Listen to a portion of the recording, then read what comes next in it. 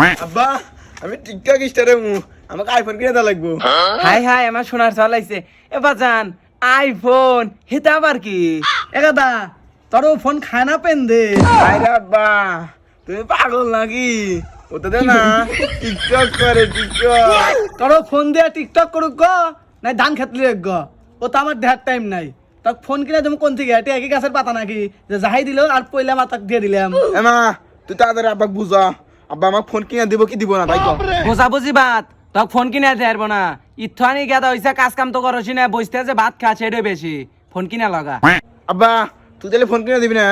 না তোর মা কি করলি হনুস নাই বেথে নে মাজা আচ্ছা আমি যেদিন আইফোন কিনে আনমু সেদিন এবারতে আসমু, তার আগে আর এবারতে আমি আসবো না, থাক গেলাম।